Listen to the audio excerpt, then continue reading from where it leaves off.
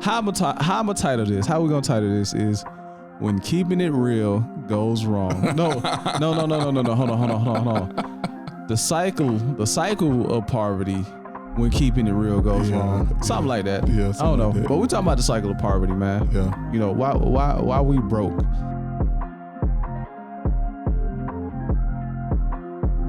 What's happening, people? Welcome back to Be More to Do More podcast, where we help you to become the person you need to become to do the things you call to do. Your boy Tone in the building at Be More to Do More headquarters. And what's up, man? What's up, bro? Henry A. Harden. The what? D3rd. Don't forget the three. Hey man, we at home, bro. Yeah. Oh, I'm at your house, but we at home. Be More to Do More headquarters. Yeah, the headquarters, man. The headquarters, man. So, bro, we had a decent conversation yesterday, and it just came out of nowhere. So I thought we should just bring it on the pod, man. We're talking about the cycle of poverty, man, and I just want to get into that. Yeah. I think there's a difference between not having any money and being broke, right? Yeah. And I think, in my opinion, right, as a thought leader out here, you know. Yeah, we thought leaders, you know. Broke is a mentality. Not having any money is a situation. That's true. That's right. True. And That's so, true. You know, you can always get more money, right? But it's very difficult to change the mentality of somebody being, broke. Yeah, I agree. This poverty mindset, man. Mm-hmm. I think we talked about this in one of our other pods. I think the pod of gratitude or something like that. That poverty, the cycle of poverty, is the continuance of lack, right? Or the lack or scarcity mindset. So is that mindset that, okay, I should have, you shouldn't have, right, which is lack, or I don't have enough, which is lack, or I don't care because I don't have, which is lack. You know what I mean? Those type of mindsets. And I think there's a few stages that you go through. Yeah. Want to talk about it, bro? Yeah. So today we're going to talk about the four phases. Phases. Poverty. Okay. Or the four phases of the cycle of poverty, right? And anytime you have a cycle, it goes around and around and around again. We're talking about strongholds today. Yeah. And the first thing, the first phase is, I would call it, the come up phase. Come up. Right. And in this phase, in this phase, what happens is you gain some type of success. Right. Or somebody in the environment gains some type of success. Right. And people start to envy that success. And when we talk about success, man, we're not talking, well, it could be you built a successful small business but I'm just talking about even if you hit the lottery, bro. Even a scratch off. Yep. I got $10 on the scratch off. Success is relative, right? Yeah. So I mean, it could be as small as, brothers and sisters that's 5-7 years old. Yeah. And one of them get a new toy, and the other one, like, it doesn't, like, it could be a variety of different things, but right. It's just about somebody has quote unquote more than I have. Right. Because so the thing is, the receiver has more, but I feel like if I say it, I'm gonna start giving all the stages, the phases away. Well, let's run through the phases first. Okay, let's run through the phases. Let's do it. So first phase is the come up phase. Okay. Right. This is really where a lot of envy happens. Right. The second phase is the crab in the bucket phase. Let's go. Right, where you're trying to get up, but people are pulling you down. Right. The third phase is the hurting myself to help others phase. Right, where, and why they do that? I'm sorry. Go ahead. Yeah. Well, it's just like you feel like you feel obligated to help people, but the reality of it is, by you helping them, you're really hurting yourself. That's true. Right. That's true. And then the fourth phase is the survivor's remorse phase. That's why they do that. It's almost like, okay, you got to go back. You got to go back to the environment to bring people out. But it's a different way that that you should handle that. We're gonna kind of go through that, but yeah. So it's that's it. That's crazy. Those are the 4 phases. I got chills, man, even just talking about it. But yeah, so even minor successes, it almost feels like success is banned in these communities that, or just the mindset, because they are opposites. Poverty and success, are total polar opposite. And it almost feel like that there can't be any success, right? When it comes to a circle of or a community of a poverty mindset. So if I get a toy and you don't, me as the receiver feel like I don't deserve the toy. You know what I mean? Because you don't have the toy, and you're making me, I can't say make because my therapist told me not to say make, but your actions are implying that I don't deserve the toy. So I don't care for the toy that I do have. If that makes sense. Yeah. So yeah. I mean, it's like, you look at it in corporate America per se, right? Like, there's this position that opens up. Right. And you got 2 people in for this position. Yeah. Only one person can get it.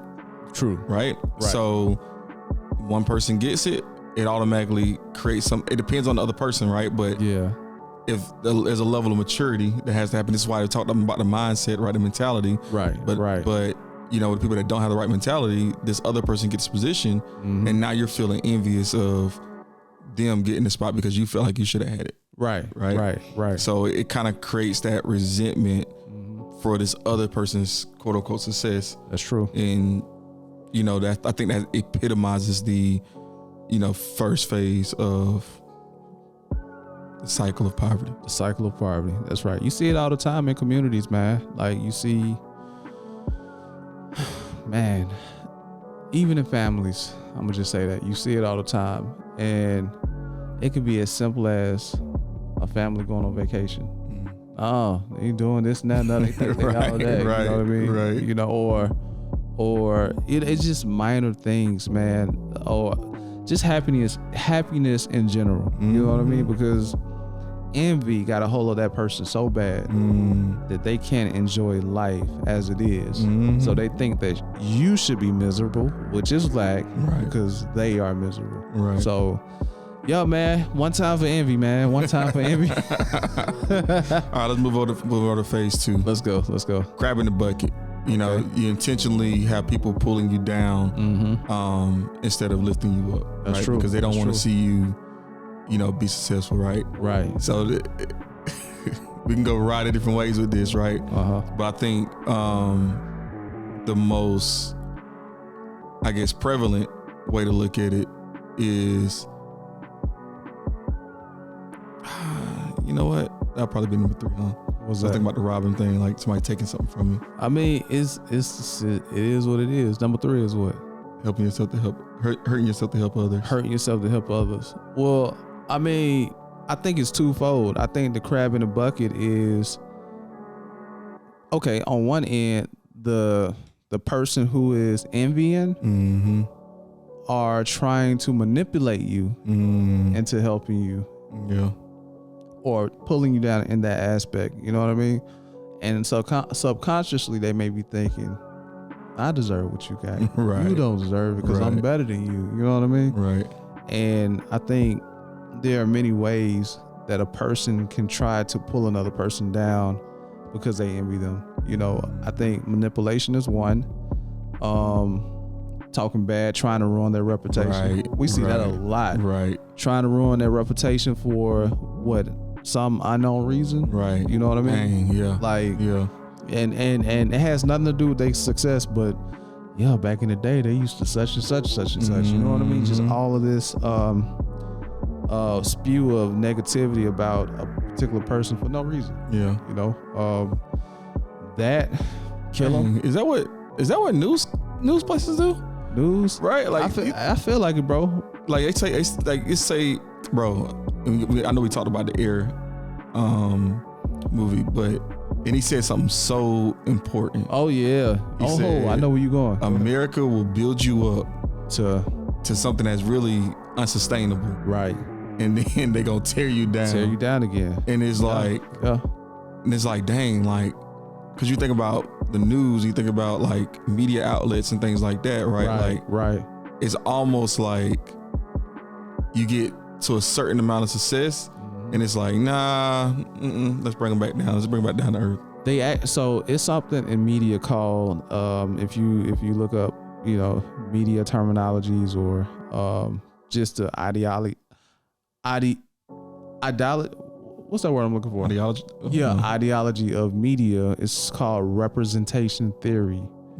What it is that the media will portray an idea about a particular thing, and it may not even be true, and they may not be as direct with what's being represented, but they are alluding to something to make you think or feel a way about that particular item, person, or whatever it is. Yeah. That's why when it comes to media, for one, I believe God have me in media for a particular reason, but for two, I don't trust media because that, I mean, they be telling me to watch news to see what's going on in the world. I'm like, it got to be more than this going on. Right. You know what I mean? It's all negative. Yeah. It's all negative. But that, again, it catches people's attention because people like to bring. Dang. So are we conditioned? Are we conditioned to have the crab in the bucket mentality? I feel like we're conditioned. But I feel like media emphasizes it. You see what I'm saying? I don't know if they enforces it. I think the enforcement comes from our community. Right. But I think media emphasizes it. When I talk about media, I'm talking about news, music, entertainment. I'm talking about all aspects of media. People think music is the thing that causes communities to go down and all the killing. No. They talk about what goes on in the hood, right, and what they are accustomed to, right. But who amplifies it? Right, media. Yeah, 100%. You see what I'm saying? Yeah. So media enforces the things that we experience in the hood, and they make it okay, and it causes this repetitive cycle in our community. So, media, man, you just got to look beyond news. You got to look beyond Facebook. You got to look beyond music. You know what I mean? You got to pull back that veil, man. So, I think that's the biggest way or biggest example of that crab in a bucket idea, if that makes sense. Yeah. I think we talked about this on one of the pods. How they say, the Illuminati, white people, whatever. No, I just believe that people capitalize off of this. Is it a way to keep us down? Is it their intentions? Maybe, but maybe that the business or the money is the reason why. Right. If that makes sense. Yeah, for sure. Yeah. It's all about the profits. Yeah. All about the profits, right. So you can be in media, you could be wealthy and have that crab in the bucket mentality. Trying to, it is a crab. Yeah, 100%. Because you're trying to pull us down. Yeah. Anyway. Yeah. I mean, you think about like you talk about the slander, right? Right. I'm sure that you can think about a company right now that you've seen try to slander another company. Oh yeah, for sure. Like even in ads, right? Like I was watching a ad on. I can't remember the name of the. Like. There's a new search engine that's out apparently, and their whole advertisement is like against Google, because just Google it, right? Like Google it, look it up, Google it, right? And they're like, oh yeah, this is you can Google it, but you got all these ads that pop up, or you got all these come over to this side. Oh man, it's like it happens in business as well, where like, all right, you successful. I'm in your same little niche that you in. I'm about to pull you down. Yeah. You're finna get like that, or they attach themselves. That's another thing. People attach themselves to you. Why do you think people beef with certain people? Recently, we just had I don't know how recent it is now, but we just had this Kendrick Lamar, J. Cole, and Drake beef, right? When you think about it, right, Kendrick has, and it's I'm not taking sides here, but but Kendrick has he specifically talked about them. Ain't no big three, it's just big me, right? Right. That's not unfamiliar to him. No. Because when he did it a few years ago, maybe like almost a decade ago now. I don't know how long ago it was, but in the Control, they had a song called Control. Yeah. And he specifically called out names. Yeah, names of rappers, right? Yeah. And it blew up, right? So it's like, so I think also there's power in like, and 50 Cent did it. Oh, he's a king at it, right? Oh, what? But more so like when he first came out with Power, he made a comparison with Empire. Yeah. Two totally different shows. Yeah. But because he attached himself to it, anytime they got some publicity, he got publicity. Yeah. He didn't have the marketing budget. Yeah. So it's not always a negative thing, right? Right. Sometimes it's strategic. Right. Yeah. It is. But what happened to Empire? I didn't even watch it. Look, man. Look, he got Power Universe, bro. But I mean, I guess to that degree, they have a mindset that it can only be one king. I mean, I get it. I get that, and I really don't have any opinions on that because in some way I have that same mindset when it comes to being competitive, but I feel like I just do it differently. I feel like I won't have to even mention my competition, like, I be watching, but I don't have to mention them, and I don't have to demise their reputation. I would just do me.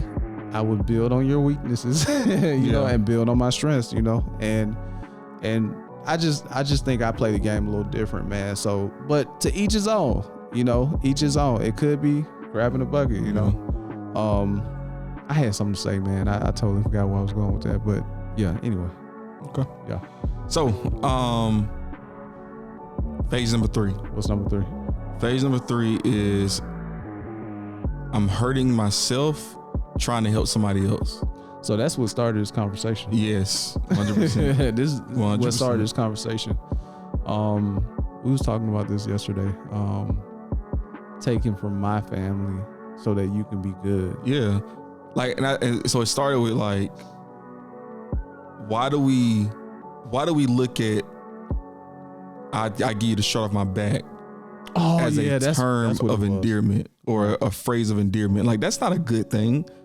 Like, that's not like, why would I have to hurt myself to help you? Like, that doesn't make any sense, right? To me, like, it just like, don't get me wrong, right? Like, I'm not saying you shouldn't do it, but I'm just saying that's a poverty mentality. Yeah, is having to hurt myself to be able to help you. Like, that's silly. It is, and we go around with this with these meanings, man, and we make it our doctrine, bro. Yeah, for real. I take the shirt off my back. And usually you'll hit that in the hood, bro. Like, I take my shirt off my back and give it to you. I take a bullet for you. I take a listen, man, we only had one savior, bro. To be real, Now I know that the word talks about like in Christ, or if you are strong. I think Apostle Paul said if you are strong, then have patience and be with your brother who's weak. Right. But it's not in a sense as to where you are not really strong but not really weak, like to have empty kind of thing, then give what's in your glass, the rest of what's in your glass, to the other person. It's not that type of thing either. So I don't agree with that, man. Like, because at the end of the day, when you're on an airplane, what did they say? Give yourself oxygen first. Put your mask on. Put your mask on first. Yeah, put your mask on first, man. You can't pour from an empty glass. Right. That's 100%. Just what it is. That's just what it is. So, but there are people who feel like you should. Right. They hold you. Right. Now it's flattering in a sense because they hold you in this high esteem. Right. Because they think so much about you, but then they have this envious twist to it, and it's like, yo, you good. I should be good. Right. And you should make sure I'm good. Right. You know what I mean? And even if I gave you my last, they don't care because they got what they need. Yeah. Like, that's why, so Joyner Lucas has a song out called Broski. Yeah, that video is crazy. And here's the thing about Joyner Lucas, right? He came out with the visuals. Yeah. Right? Like his first song that I heard, at least, that kind of went, big, was "I'm Not Racist." Right. And it was the standpoint of like, black man talking to a white man, right, and kind of going through like, I'm not a racist, but these are my experiences, and this is why I think the way I think. Right. And it was a dope visual. Right. So he's the king of visuals, in my opinion. Oh yeah. Right. Oh, most definitely. Yeah. But and also, you think about, when you look at Joyner Lucas, he's a little bit newer than a lot of like the Kendricks, the Drakes, the Coles. Right. But he has the potential to be like a top 5 rapper. Nah, he do. Not just like lyricist, not just like he can make a good song. Yeah. Right? Yeah. So when I heard this song and he had, Rotimi or Dre from Power, right, playing, it's so beautiful. Right. But there's a line in the song, right? Mm-hmm. And this is gonna be the lyric of the week. Lyric of the week. We ain't got no buttons. So it's cool. It says, lyric of the week. It don't really seem like you want me to chase my dreams so I can get like you. And I'm like, dang. When I really hear that, it's perspective. Right. It doesn't really seem like you want me to chase my dreams. Like, how does it, like, what do I got to do with you chasing your dreams? That's true. You know what I'm saying? That's true. And I think that it's one of those things, man, where we have to be able to identify, that type of mentality. That's true. And when certain people say certain things, you got to be on point. Yeah. And like, okay, I need to watch out for that. Yeah. That doesn't mean that I can't be in the same room with this person or be like, but how can I? You got to shield yourself, man. Yeah. How can I make sure that I'm getting get them what they need? Right. But at the same time, it's not a detriment to myself. You still, when you see them seeds or the what they call it, the fruits, yeah, man, you better shield yourself for real. That made me think, man. When you said that, it made me think about this, and I'm coming with this. I just lost it, so I'm trying to find it again. What was that again? Oh yeah, so in this particular song, man, he said that he knew his homeboy. It may be fictitious, man, but it may be some real examples out here that's similar. He said he knew his homie since they was 6. So basically, they was in kindergarten, rocking out. You know what I mean? More than likely, his friend experienced all the hard work he put in, all of the, you know what I mean, all of the consistency. Homeboy, you know what? You go ahead and write, bro, but I'm about to go get on these girls real quick. Right. You know what I mean? Like he might have witnessed all of this. So he had a lack of effort, a lack of consistency, a lack of drive. But then when your work or consistency and efforts pays off, he have a lack of compassion because he haven't put in the work. So he feel like because y'all was close, he should have got what you got. But at the same time, he didn't put in the effort because he lacked the effort or whatever. So again, it's dangerous, bro. It's dangerous. It goes back to lack. You know what I mean? He didn't put in the work, the efforts, but because you did and got the rewards, he feel like you should lack again and have. You know what I mean? It's just crazy, man. So, and then they start. Oh man, we didn't put this on the list, bro. They throw back up in your face what they've done for you. Right. That's the part of, I guess that'd be a part of the second crab in the bucket or manipulation phase where, yo, I gave you some sunflower seeds. Right. When you was hungry, bro. You don't remember that? Like, I was there for you, bro. Or like they start to conjure up these things that they done for you. Like, and that would tell you right there that, okay, all right, so you wasn't really with me. Right. You know, maybe you was, but now that I'm up, but anyway, it's one is distasteful, right? Like it is. It's like, but but even then, right? Me and my diplomatic approach, right? Diplomatic. Go ahead. Maybe nobody taught them that that's not okay to throw something back in their face. That's true. Right. And I learned this in, I think it was Brian Tracy's book. And he says, "Are you trying to make me feel guilty?" And then if somebody asks you that, what is your natural response? Yeah. Like if I ask, "Are you trying to make me feel guilty right now?" Right. Tone, are you trying to make me feel guilty? No, like no. I'm just saying that. Okay, well, it feels like you're trying to make me feel guilty. Well, yeah, to some degree they are, right? Yeah, but sometimes you have to make them realize through a question. Yeah. Not not like I'm telling you what you're doing. Right. Are you trying to make me feel guilty? Right. Oh well, right. Like, hey, you did. I thought you did that out of the kindness of your heart. Maybe you didn't. No, bro. No. It's all love. I'm just saying that. No. Okay, got you. Why you doing it? Yeah, like, and you educate them right through conversation, but like, and depending on how they take that conversation, like, okay, you ain't gonna get it, or right. Okay, maybe it was just a learning thing. Yup. I like that, man. I like that. I think I asked somebody, what are your intentions by telling me this? What are your intentions? What are you trying to get out of this? But you know what though? All right, so on the flip side, for those people out there, you might got, some lady who helped a man come up and then he's up and now he's gone, or they might feel like that's gaslighting. Like, oh nah, he gaslight. You don't remember, One thing I always say is that you don't owe nobody nothing but to love them and to respect, to respect and love them. If you choose to do something for somebody, you chose to do that for that person. Right. You know what I mean? Don't sit there and use it as leverage unless y'all have some contractual agreement that if I do this, I'm gonna do this. But other than that, me personally, now that I'm learning and growing, I'm gonna just count it as love and love and kindness if you do something for me, man. So, because I struggled with that for years, bro.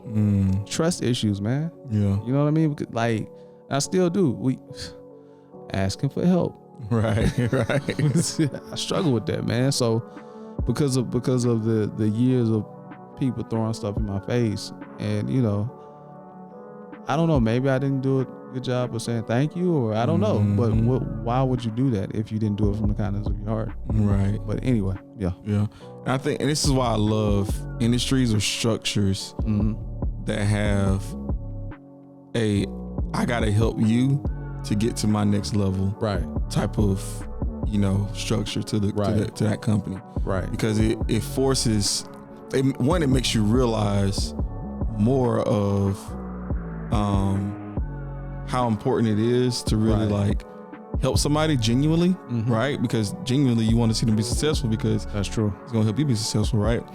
But also I think what it subsequently does as well is, hit a big word I use. I don't really know. I think I said it wrong, but anyway. But what also, I said one wrong last week. That's cool. We get one. We get one on the pod, man. We get one on the pod. No, seriously though. But what it also does is, it removes it should remove this notion of, like, it almost builds like an immediate trust, in a sense, because true. Like, there's no way that you can give me this advice with the intent of it hurting me, because at the end of the day, it's just gonna hurt you. Yeah, that's true. So it's like, true. So why would you give me this advice if it's not gonna really propel my career or be able to help me in the situation? It just doesn't make sense. That's true. Right. So that's why I love those structures where you do have to help others to be able to help yourself. And I just think that's a better method than, I like that me method, giving my shirt on my back, because the trade-offs are clear. Right. You know what I mean? I like that method. I wish we would do more of that in our community. And hey, I'm gonna help you, but what I need in return is this. Right. You know what I mean? If we make those things clear up front, man, I think we'll avoid that. What was that? We'll avoid that. Have hurt myself to help you. Yeah. That didn't tie in together well. But yeah, man, hurt myself to help you. I struggled with that for a long time too, because of the thought that somebody might throw this in my face. I'm like, dang, that person did help me with this back in the day. I ain't really got it all right now, but I'm gonna try to do what I can do, and then end up putting myself in a bind. I think my last time doing that was in 2021, bro. And after that, I was like, you know what? Looking at my situation, I'm like, nah, I can't help people right now because I need help myself. Right. So I can't do it. Yeah, and you get into a point where like, and that's why it's all right. And I don't know if I remember I told this story before, but like I'm gonna say it again anyway. But like, I saw this guy. He borrowed like $1 million from. Oh yeah. So like, why would he like?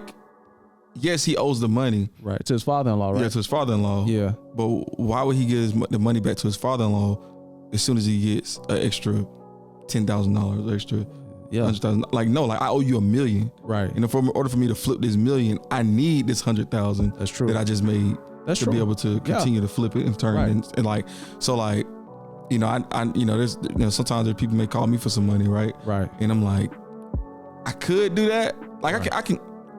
Bro, I can give you $25. Right. Right? Like I can do it, right? But I got $25 I could put into podcast equipment. Right. That's gonna be able to make me more money back. Right. Right. Because I don't have an infinite amount of money. That's true. Right. Like it's sometimes you gotta tell people no to be able to invest back into yourself. That's true. To be able to help them further along down the line. That's true. And I think that's something that's very underrated because I'm about to get kicked out of my apartment tomorrow. I really need this money.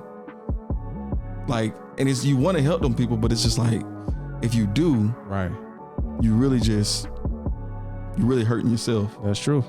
I'd be like, I ain't got it. Even if I got it, I ain't got it to give. My budget of giving it has ran out. Yeah. Especially our entrepreneurs out there. Right. Like, yeah, definitely. What happens is we make an extra $5,000 that month. Right. And then what we do? We spend $4,000 of it. Yeah, we do. We definitely do. Right. Like we spend like, I really need no brakes on my car. Or and it's stuff that you genuinely like, you really do need. Right. Like it's not like it's like, I need to pay for daycare. Like it's stuff that like it could put you in a bad spot if you don't. Yeah. But that's not your money. That's true. It's the business's money. Yep. And you gotta put the money back inside of the business to be able to generate more revenue. That's the part of the business. Yeah. Like, and I was listening to a sermon the other night, and he said, like sometimes we pray to God, like, man, God, help me with my financial situation. Right. And then we be pissed off when God, come repossess the car. Like that's God help. Like you can't afford it. Yeah. Why do you have it? Right. You can't afford it. So it's like we can't pick and choose on how we want to be helped, or we can't pick and choose on what. We're not in a financial situation to be able to, like, I'm sorry, if you can't afford this private school, your kid need to go to public school. That just is what it is. Yo, just go to a better neighborhood. Like use somebody address. Like what it's like. We just have to. I think be more realistic on how. I think that's the beauty of, and this might be going totally different, but I think that's the beauty of when the Lord strip you of certain things, because we hold on to all the stuff we think we need, right? But in actuality, we don't need, right? So He bring us back to a place where now we have to get creative. Mm-hmm. You know what I mean? And try to, okay, let me figure out how to make this work in another way. Yeah. And what it's doing is it's expanding our ability and our wisdom to do business and to manage finances. I'm guilty myself, bro, because the first thing I want to do is just, when I make a decent, because some months it's dry. It's up and down. It's up and down. Some months you up, entrepreneurship, some months you dry. Commissions, like it's up and down. And the months you dry, you got people who standing in the gap. But initially, again, I guess it's the ministry entrepreneurship thing. First thing you want to do when you get paid is like, yo, I need to help these people because they helping me. Yep. But in actuality, you still have to help your business. Your business is the asset and the investment, and it's going to ultimately cause you to be financially stable and free in the long run. That way you can freely help people and not be back in the same situation next month. So I get it, bro. Yeah, and this is why communication is so key as well. Yeah. Because and this is what happens, right? You get this extra money that they see you, because they might, and the reality is they might, let's say you have some type of jewelry brand, right? And they see people around the city with your jewelry on. Yeah. They know that, your jewelry costs $50 to $100. Right. And they also saw 10 people just in this one spot that had it. Well, right? He got it. You got it. He right? got it. Yeah.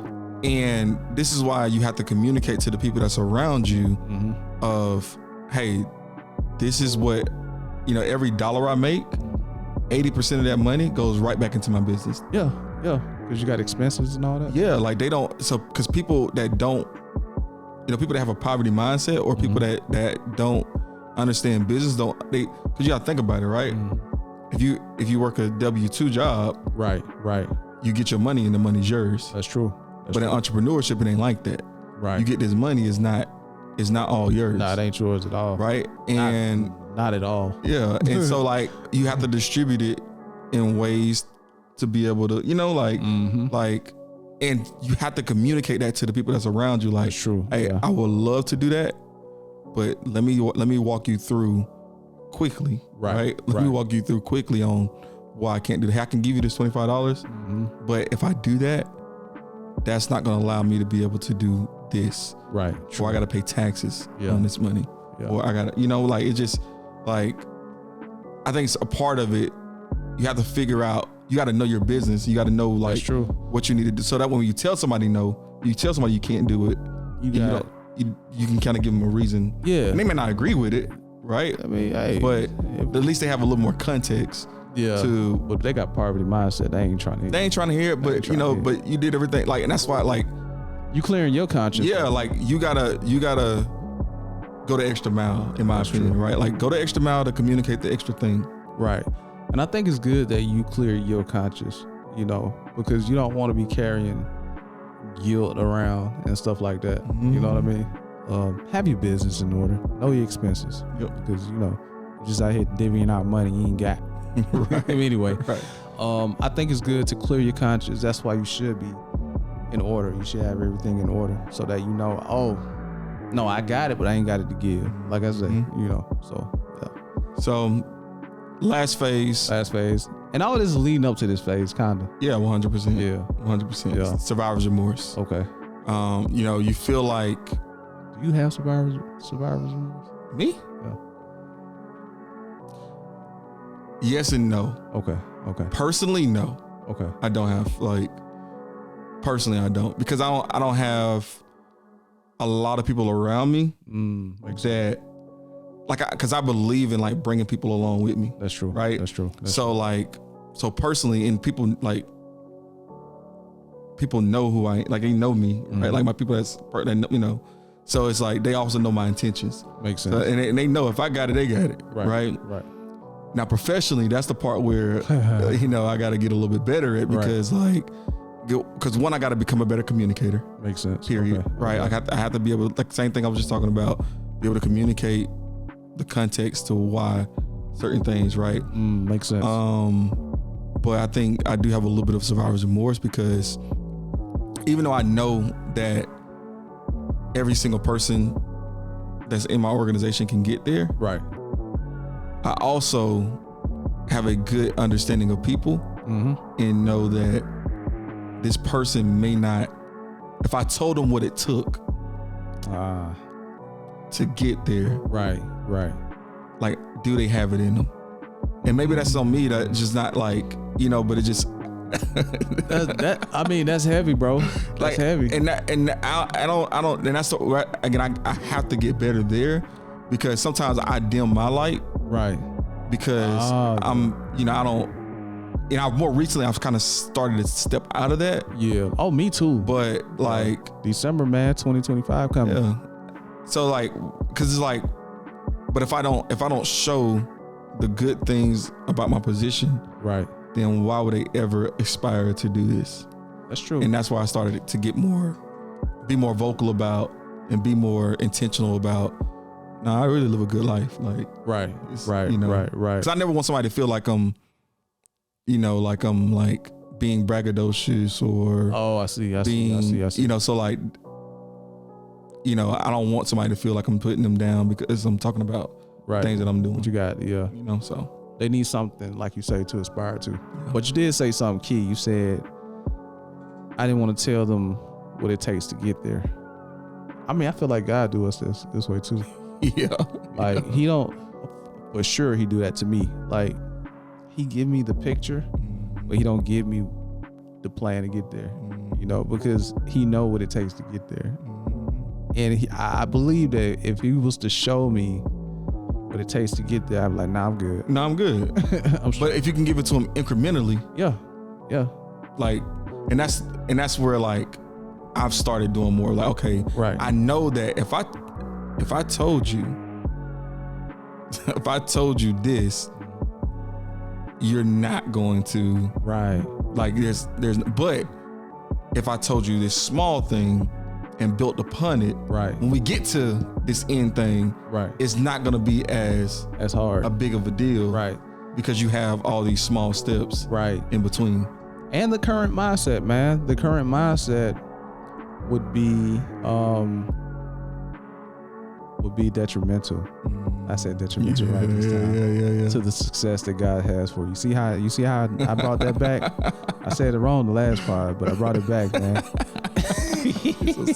Will be detrimental to the success that God has for you, because we may not have that mindset right now. You know what I mean? Our mindset will ultimately destroy what it is that God has for us if he was to give us everything at one time.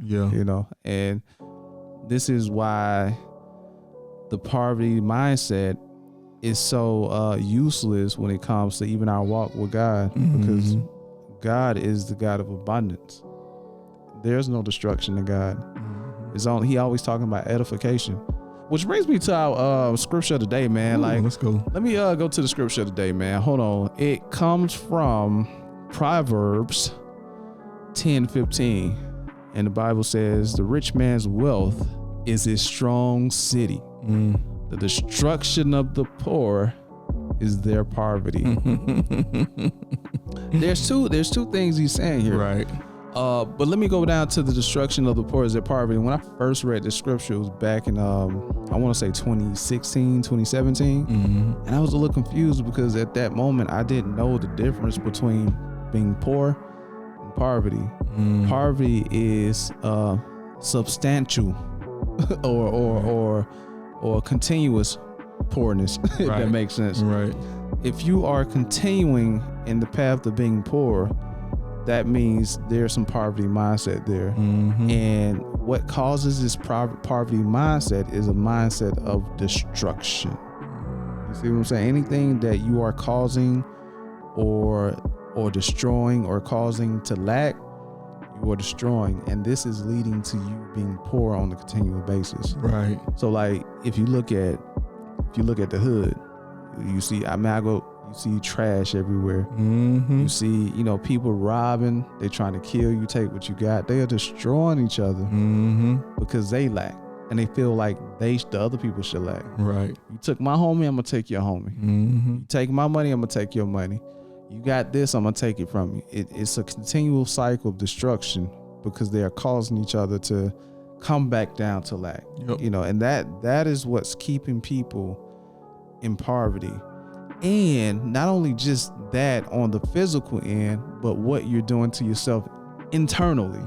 Are you constantly tearing yourself down for reaching a certain level of success? Right. You know what I mean? That's where survivor remorse comes into play. Like, do I really deserve this? Why am I here? Why? You know what I mean? They should be here. I shouldn't be here. I'm gonna give it up. Now you're beginning to destroy what it is that God is giving you because of this poverty mindset. So all of this ties back into poverty. If you think about that, Dave Chappelle. Right. When keeping it real goes wrong. Bro was, he was up. But, although his mentor was a little off, bro. I mean. Yeah, Yeah, but anyway, he already had a feeling that he was Uncle Thomas, right, sell out. Right. And I bet you bottom dollar, part of his environment was playing some role in that. Oh yeah, 100%. You know what I mean? That caused him to, yeah. Think about it. Nobody else was in the room. That's true. Just white people right now.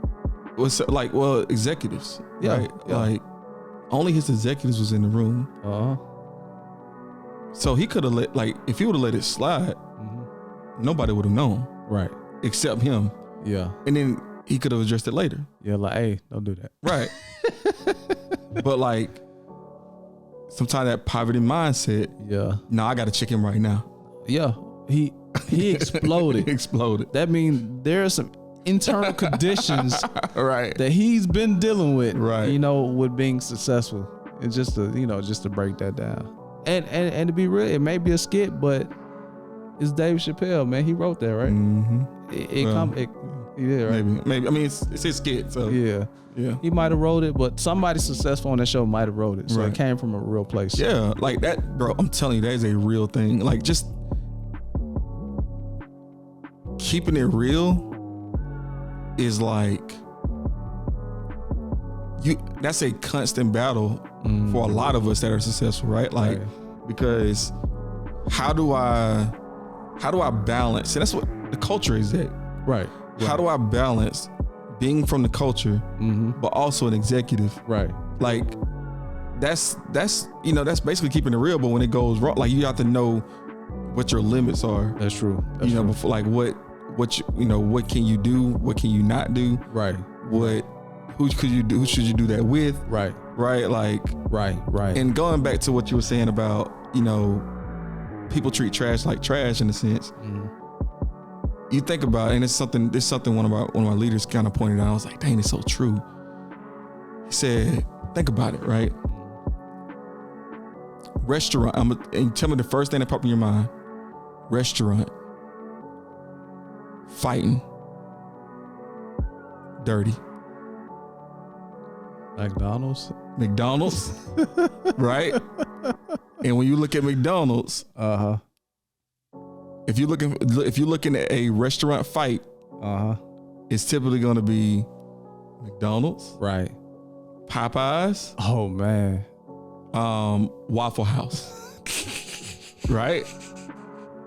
Right. Now, question: when was the last time you seen a fight happen at Five Guys or at Chick-fil-A or Panera?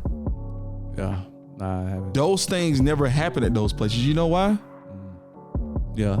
They're maybe not. I don't know. Five Guys. Five Guys. I feel like it's more of an upscale. I'm not finna go spend $20 on a burger and gotta fight somebody. Like, yeah, nah. We're all friends here. Yeah, like at this point. And then they don't put those restaurants in those communities because of the income level. I don't know. They don't. They put restaurants in a community based on the average income level. I've seen some Chick-fil-A's in some questionable areas. Yeah. I've seen some Chick-fil-A's. But I guarantee you it was by an expressway. Nah. Really? Yeah. Really? So, I feel like everything in Georgia is somewhat near expressway, right? It's you can, in 5 minutes you can get to express. Yeah. You know what I'm saying? Right. But it's not necessarily right beside it. But my point is that because they treat their facilities with so much respect, right? Their patrons, treat it with respect as well. That's true. And that's the part where, when you look at, survivor's remorse, and you look at feeling like having to go back to bring some, having to go back to the place where you came from. Right. You're going into a dirty environment. So how do you expect to have positive results in a dirty environment? That's true. That's true. The best option would be, let me bring the people from that environment to my environment. Yeah, so they can see, to expose them. That's true. You know how many people's lives have changed because definitely they've gotten into a different experience? Definitely, bro. Definitely. Like, for real. That's what it's about, right? Like, you got to bring them. I remember, man, when I was in the hood, when I was a custodian, man. But my job as a custodian was in like Sandy Springs, the uppity area in Atlanta. Well, now, I mean, if you go to Remington and Lennox, they changed. But back then, you know, the neighborhood was so clean, and I inspired to do more, man. I enrolled in school. I was trying to do whatever it is that I need to do to get up out of my environment, because I enjoy this environment. Right. You know what I mean? And you know, you got some people out there who's comfortable in their environment, but again, they're comfortable with the poverty mindset. But I knew then that I wanted to do something different and get up out of there. So that's definitely true. Yeah. Yeah, man. Good. We good. Man, no, we're good. Sure. We're good, yeah. I had another point, man, but we can get into it on another podcast, man. But what we got here, man? What you writing in? Oh, come on, man. You already know, man. You already know.